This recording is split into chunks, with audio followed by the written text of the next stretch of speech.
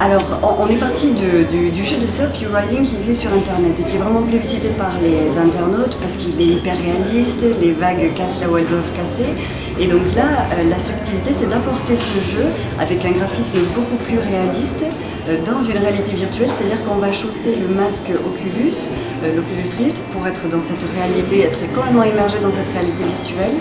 Et on va utiliser la technologie de la Kinect qui va capter nos mouvements. Donc du coup, on va se retrouver dans la position du joueur. On dit qu'on joue à la première personne. C'est au travers de nos mouvements qu'on va se déplacer dans les vagues.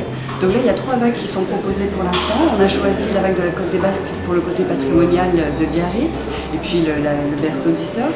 Et il y a Mundaka en Espagne pour son long tube parfait, et puis Bellara pour son côté vertigineux et par rapport à la blague qui nous avait été donnée.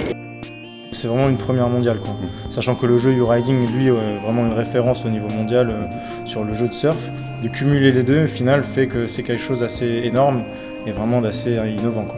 C'est la caméra de Microsoft qui en fait détecte les mouvements d'un personnage et va faire des actions en fonction de ses mouvements. Donc à partir de là, on récupère ces mouvements et on les intègre dans le jeu, donc le jeu YouRiding, que peut-être les gens connaissent, mais on pouvait contrôler le surfeur avec des flèches et des mouvements, etc. Donc là, ces mouvements sont les mouvements du corps qui sont détectés par la Kinect. À partir de là, l'Oculus, donc les lunettes de réalité augmentée, permettent d'avoir une espèce de vision à 360 degrés et qui en fait représente maintenant l'écran d'ordinateur qu'on avait avant. Sauf que l'écran tourne avec le regard.